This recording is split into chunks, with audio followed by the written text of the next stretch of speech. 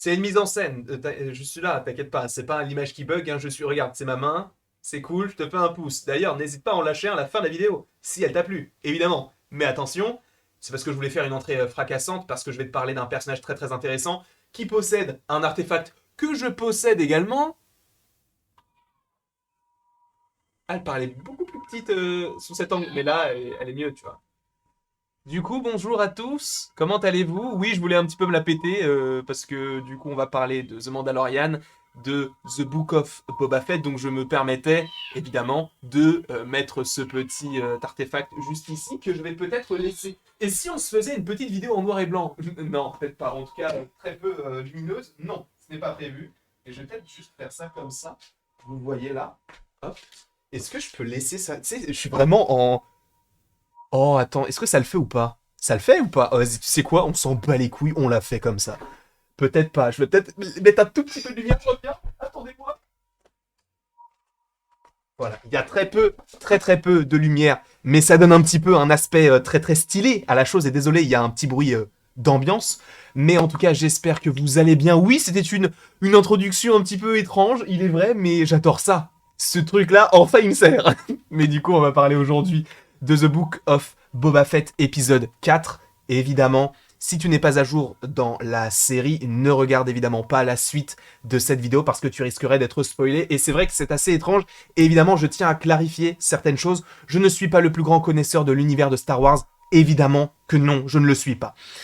C'est pourquoi je te précise que je fais des petites théories à mon humble échelle de personne qui ne fait que suivre la série mais qui n'a pas lu de comics.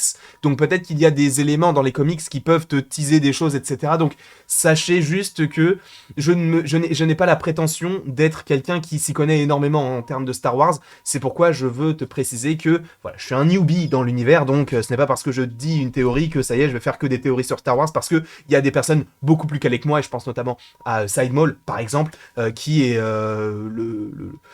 qui est calé, quoi, évidemment, parce qu'il fait des vidéos sur le sujet et que il a sûrement lu les... Enfin, c'est même pas qu'il a sûrement lu, c'est qu'il a lu les comics, il a vu les films, etc. Bref, voilà. Le petit disclaimer est passé. On va donc parler de l'épisode 4 de The Book of Boba Fett, où vous savez, il ne s'est rien passé, c'est bon pour vous ou pas? Sachez que je vais rendre à César ce qui est à César. Je me baladais tranquillement en uploadant la dernière vidéo supposée, entre guillemets, de la journée, en tout cas la review, la critique, je ne sais plus, mais en tout cas, j'allais poster un truc, et j'attendais le temps que ça se poste avant d'aller manger.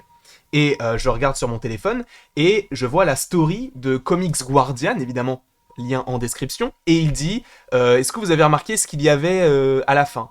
Du coup, je me suis dit, gros, il n'y a pas de scène post-générique, qu'est-ce que tu me racontes là? T'es en train de me brain ou quoi là? Je suis anglais, je vous l'ai dit. Mais, pas du tout, je l'ai pas dit. Mais c'est pas très grave, je suis pas anglais du tout. Mais du coup, je vais à la fin de l'épisode, et qu'est-ce que j'entends? Un petit... Et qu'est-ce que c'est que ça? Qu'est-ce que c'est que ça? Qu'est-ce que c'est que ce son? Juste avant, tu as donc ces deux personnages qui se parlent et qui disent les gars, enfin en tout cas Fennec dit en fait est-ce que t'as assez d'argent? Lui il lui dit on n'a pas besoin d'argent, j'en ai encore beaucoup, on a besoin de muscles. Et elle dit je sais où aller chercher. Oh bah il s'est éteint. Bon bah je vais rallumer mes éclairages. C'était un petit peu court mais disons que c'était un petit peu également intense. Mais bref, elle dit je sais où aller chercher et là on entend un petit donc, un thème que vous avez peut-être reconnu si vous connaissez un petit peu les séries Marvel, Marvel n'importe quoi, Star Wars, c'est le thème de The Mandalorian. Le mec, donc Din Djarin, oui parce que d'habitude je le dis Din Djarin, alors que c'est pas du tout ça, c'est vraiment Din Djarin, qui n'est autre que Pedro Pascal en soi, enfin c'est l'acteur Pedro Pascal qui joue Din Djarin. Ce serait incroyable qu'il soit... Enfin, incroyable. Non, peut-être pas. C'est croyable, entre guillemets, puisque la série The Book of Boba Fett se situe, en termes chronologiques, juste après la saison 2 de The Mandalorian.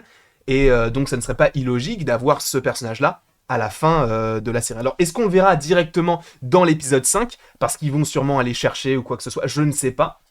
Sachant qu'il y a encore des choses à explorer, notamment par rapport à son passé, hein, puisqu'on n'a pas... vous savez, il y avait le monsieur là qui faisait le shérif, entre guillemets, dans sa ville, qui avait récupéré l'armure de Boba Fett. Ce qui serait assez intéressant, c'est de savoir comment est-ce qu'il a repéré, en fait, tout cela. Donc, ce qui serait cool, c'est d'avoir un flashback qui introduit The Mandalorian via le passé, même si on le savait déjà, ce qui s'est passé, puisque c'est la saison 2 de The Mandalorian, et que par la suite, à la fin de l'épisode 5, on ait le Mandalorian qui vienne et qui va les aider. Sachant que, pour rappel, il nous reste que 3 épisodes, donc 5, 6 et 7, puisqu'il n'y a que 7 épisodes, sachant qu'on sait que l'épisode 7 serait supposément, selon Temuera Morrison, donc l'acteur qui interprète donc Boba Fett, serait une sorte de grand épisode, dans le sens où il va y avoir beaucoup de choses et qu'on n'est pas prêt. Vu le début, enfin toute la série qui est en train de s'écouler, je sens que ça ne vous plaît pas du tout et que vous n'attendez même pas ce 7ème épisode, ce qui est tout à fait légitime, hein, c'est en fonction de vos goûts. Moi je l'attends parce que je me dis, sachant que la série est pas mal, je veux beaucoup de choses, notamment dans cet épisode si on me promet des choses. Sachez que je vais vous montrer une photo qui va peut-être vous fendre le cœur. Parce que ça nous fait mal, on veut pas voir Grogu dans cette situation. Le mec, enfin Grogu, on dirait un bébé, mais il a quand même 50 ans, faut le rappeler, hein, quand même. Il a 2 fois notre âge, enfin en tout cas mon âge. On voit qu'il a donc le Darksaber, etc. Donc c'est Moff Gideon, donc joué par Giancarlo Esposito, qu'on ne présente plus, The Boys, Breaking Bad, peu importe, il est incroyable. Il est même dans le dernier Far Cry, pardon. Bref, il a donc son Darksaber, sachant qu'aujourd'hui, celui qui a le Darksaber, c'est Mando, c'est du coup Din Djarin. Et est-ce que, imagine, le mec, il y a Boba qui appelle, enfin qui retrouve Mando, et il lui dit, mec, on a besoin de toi parce que, on a besoin de force. Imagine une armée composée, du coup, des 2 petits cochons verts, donc des petits Angry Birds, là, de la bestiole qui est dans le sous-sol, du coup de Fennec, de Boba, de Mando, des mecs avec les motos. Ça peut donner un truc plutôt sympa, sachant que je pense que ce ne sera pas forcément les seuls qui vont arriver, parce que je pense que ça sera un petit peu dommage. Il faut vraiment qu'il y ait des grosses surprises, un petit peu comme Luke Skywalker à la fin de The Mandalorian saison 2. Personne n'aurait pu prédire ce genre de choses. Il n'était pas bien fait, on peut le dire, c'était vraiment moche, mais c'était bien lui. Et c'était très stylé. Et là où je me dis que c'est pas impossible d'avoir d'autres personnages, alors je ne dis pas qu'on aura Moff Gideon, hein, par exemple, puisqu'il ne va pas les aider, mais je pense que par rapport au thème, on peut avoir du coup The Mandalorian, et par ailleurs, attendez, parce que j'ai totalement oublié épisode 1, parce qu'en fait dans l'épisode 1, il y a un personnage qui est très intéressant et que je ne connais pas. Ou en tout cas dont j'ai oublié le nom et je vais me renseigner de suite. Excusez-moi, c'est vraiment du direct entre guillemets. Comment s'appelle ce perso? Excusez-moi. Ludwig... Non, ça c'est ok, d'accord, c'est pas lui. Un nouveau copain. Comment s'appelle-t-il? Timothy Olyphant, qui joue le personnage de Deadwood. Non, c'est pas ça. Attendez. Timothy Olyphant. Timothy Olyphant. Mandalorian Characters. Comment s'appelle son caractère? Cobb Vanth. Et Cobb Vanth, je pense que ce n'est pas impossible qu'on puisse l'avoir dans la série, parce qu'il va...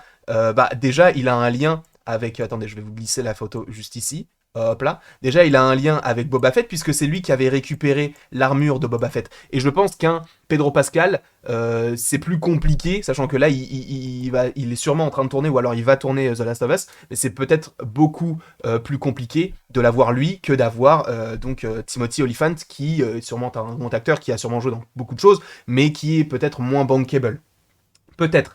Donc, ça serait déjà intéressant de l'avoir lui, pourquoi pas, ce serait cool d'avoir du coup Cobb Vanth qui viendrait prêter main forte, parce qu'on sait que de toute façon c'était un personnage qui avait été assez apprécié dans la série The Mandalorian et qu'on pourrait revoir notamment dans la saison 3, donc pourquoi ne pas avoir donc Mando et ce mec là qui viennent l'aider dans sa lutte contre les Pikes. Et même, pourquoi pas, imaginer Bo-Katan par rapport à la fin donc, de The Mandalorian.